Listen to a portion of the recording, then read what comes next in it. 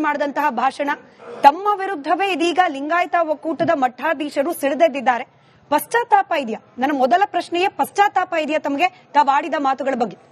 ಅಮ್ಮ, ಅದರಲ್ಲಿ ಪಶ್ಚಾತ್ತಾಪ ಪಡುವಂತ ವಿಷಯ ಇದೆ ಅಂತ ನನ್ಗನ್ಸೋದಿಲ್ಲ. ಯಾಕಂದ್ರೆ ನಾನು ಹುಟ್ಟಿ ಬೆಳೆದದ್ದು ವಿಜಾಪುರ ಜಿಲ್ಲೆಯಲ್ಲಿ.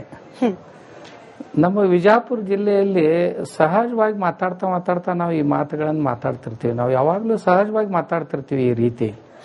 ಅದು ಇಲ್ಲಿಯ ಸಹಜ ಭಾಷೆ ನಮ್ದು. ಆದ್ರೆ ಅದನ್ನ ತುಂಬಾ ಅಪಾರ್ಥವಾಗಿ ಬಿಂಬಿಸುವಂತ ಪ್ರಯತ್ನ ನಡೆದ. ಪ್ರತಿಯೊಂದು ಪ್ರದೇಶಕ್ಕೂ ತನ್ನದೇ ಆದಂತ ಒಂದು ಭಾಷೆ ಇರುತ್ತೆ.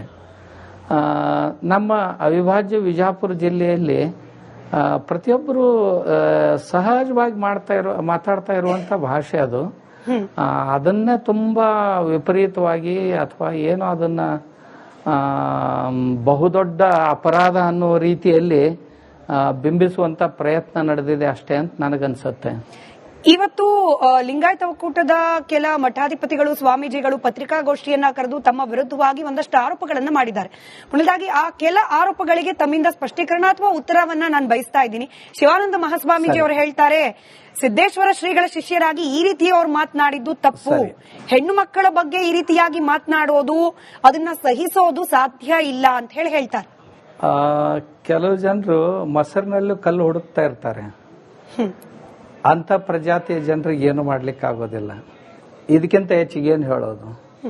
ಇನ್ನೊಬ್ಬರಿಗೆ ಬುದ್ಧಿವಾದ ಹೇಳೋರು, ಒಳ್ಳೆ ಮಾತುಗಳನ್ನ ಆಡಿ ಅಂತ ಮಾರ್ಗದರ್ಶನ ಮಾಡೋರು, ಯಾಕೆ ಮಾತಾಡಿದ್ರು ಸ್ವಾಮಿಗಳು ಈ ಮಾತುಗಳನ್ನ? ನಾನು ಇವತ್ತೇ ಮಾತಾಡ್ತೇನೆ ಅಂತಲ್ಲ, ಇಂಥ ಮಾತುಗಳನ್ನು ಯಾವಾಗ್ಲೂ ನಾನು ಮಾತಾಡ್ತಾನೆ ಇರ್ತೇನೆ. ನನ್ನ ಪ್ರವಚನ ಯಾವಾಗ್ಲೂ ಸ್ವಲ್ಪ ಗ್ರಾಮ್ಯ ಭಾಷೆಯಲ್ಲಿ ಇರ್ತಾವ. ತಾವು ಕೇಳಿರ್ಬೋದು, ನನ್ನ ಭಾಷಣಗಳು ಸಹಿತ ತುಂಬಾ ಗ್ರಾಮ್ಯ ಭಾಷೆಯಲ್ಲಿ ಇರ್ತಾವು. ಅದು ಸಹಿತ ವಿಜಯಪುರದ ಭಾಷೆಯಲ್ಲಿ ಇರ್ತಾವು. ಮಾತನಾಡುವಾಗ ಸ್ವಲ್ಪ ಕಠಿಣ ಶಬ್ದಗಳು ಬರ್ತಿರ್ತಾವ, ಇಲ್ಲ ಅಂತಿಲ್ಲ. ಆದ್ರೆ ನಾನು ಯಾಕೆ ಆ ಭಾಷೆ ಹಿಂದೆ ಆಕ್ರೋಶ ಏನಿದೆ, ಹೀಗೆ ಮಾತಾಡಬೇಕಾದ್ರೆ ಹಿಂದೆ ಆಕ್ರೋಶ ಏನಿದೆ, ಆ ಭಾವನೆಗಳು ಏನಿವೆ, ಅವುಗಳನ್ನ ತಿಳ್ಕೊಳ್ಳೋದು ಬಹಳ ಮುಖ್ಯನ ಹೊರತು ಶಬ್ದಗಳು ಬಹಳ ಮುಖ್ಯ ಅಂತ ನನಗನ್ಸೋದಿಲ್ಲ. ಆ ಭಾವನೆ ಅಥವಾ ಅಷ್ಟು ಆಕ್ರೋಶ ಯಾಕೆ ಬಂತು ಅನ್ನೋದ್ರ ಬಗ್ಗೆ ಕೂಡ ನಿಮ್ಮಿಂದ ಸುದೀರ್ಘವಾದ ವಿವರಣೆಗಳು ಬೇಕು. ಅದಕ್ಕೆ ಮುಂಚೆ ಸಾಣೇಹಳ್ಳಿ ಸ್ವಾಮೀಜಿ ಕೂಡ ಇವತ್ತು ಮಾತನಾಡಿದ್ದಾರೆ. ಇದು ಬಸವ ತತ್ವಕ್ಕೆ ಧಕ್ಕೆ ಬರೋ ರೀತಿಯಲ್ಲಿ ಮಾತನಾಡ್ಬಿಟ್ರು, ನಟ ನಟಿಯರ ಬಗ್ಗೆ ಅವಹೇಳನಕಾರಿಯಾಗಿ ಮಾತನಾಡ್ಬಿಟ್ರು, ಈ ರೀತಿ ಆರೋಪ ನಿಮ್ಮ ವಿರುದ್ಧ ಮಾಡ್ತಿದ್ದಾರೆ. ಅವರು ಯಾರಿಗೆ ನಟ ನಟಿಯರು? ನಾನು ಹೇಳಿದ್ದು, ಯಾರು ತಮ್ಮ ಜೀವನದಲ್ಲಿ ಮಾತನಾಡ್ತಾರೆ, ಅದನ್ನ ಆಚರಣೆಯಲ್ಲಿ ತರೋದಿಲ್ಲ, ಅವರಿಗೆ ನಟ ನಟಿಯರು. ಹಾಗಾದ್ರೆ ಅದನ್ನ ಅನ್ಯಾರ್ಥದಲ್ಲಿ ಭಾವಿಸಬಾರದು ದಯವಿಟ್ಟು ಯಾರು.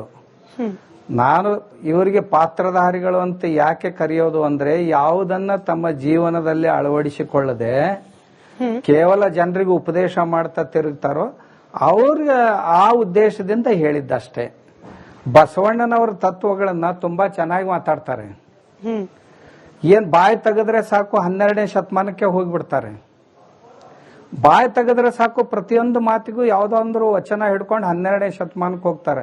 ಹಾಗಾದ್ರೆ ಈ ಶತಮಾನದಲ್ಲಿ ನೀವು ಮಾಡಿದ್ದೇನು, ನೀವು ಮಾಡುವುದೇನು, ಇವುಗಳನ್ನು ಕುರಿತು ಹೇಳ್ರಿ ಅಂದ್ರೆ ಅವ್ರ ಹತ್ರ ಒಂದು ಶಬ್ದ ಸಿಗೋದಿಲ್ಲ. ಏನ್ ಮಾಡಿದೀರಾ ಅಂತ ನೀವು ಬಸವಣ್ಣವ್ರು ಹೇಳಿ ಹೋದ್ರು, ಹಾಗಾದ್ರೆ ನೀವೇನ್ ಮಾಡ್ತಾ ಇದ್ದೀರಿ, ಮಾಡಿದ್ದೀರಿ? ನಾನು ಯಾವಾಗ್ಲೂ ಕೇಳ್ತಾ ಇರ್ತೇನೆ.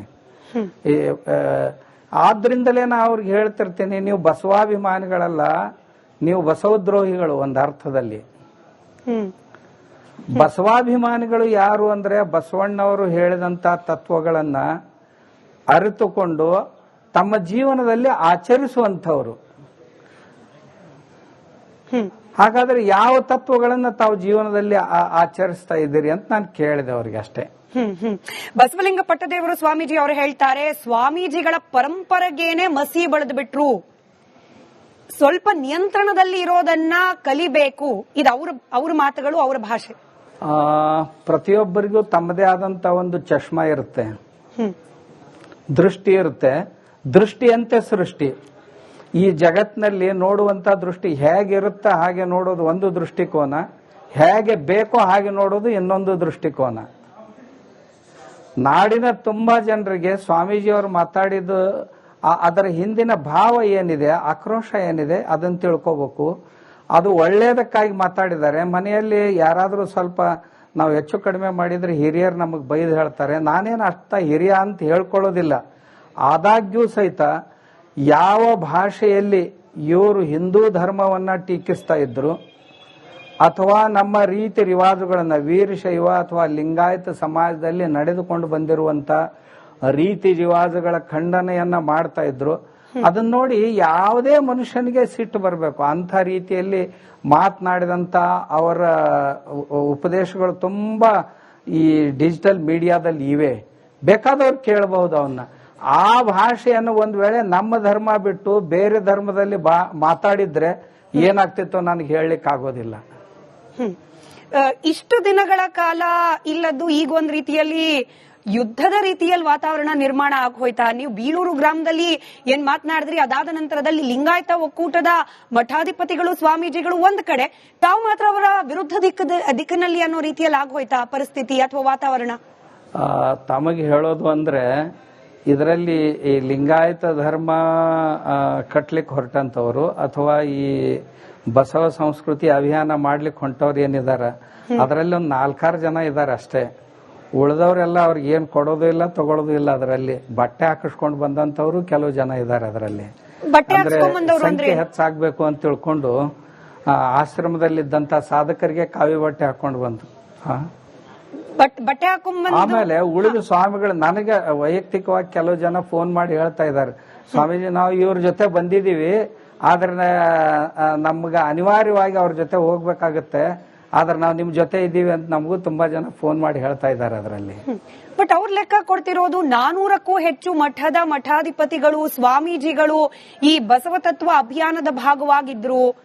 ನೀವ್ ಹೇಳ್ತಿದ್ದೀರಿ 4-5 ಮಂದಿ ಅಷ್ಟೇನೆ ಅಲ್ಲಿರೋದು ಅಂತ ಹೇಳಿ. ಮತ್ತ ತಮಗೆ ಹೇಳಿ ಒಂದ್ ಮಾತು, ಈಗ ಒಂದ್ ಕಡೆ ಹೋಗಿದ್ರು, ವಿಶೇಷವಾಗಿ ಹಾಸನ ಜಿಲ್ಲೆಯಲ್ಲಿ ಹೋಗಿದ್ರು.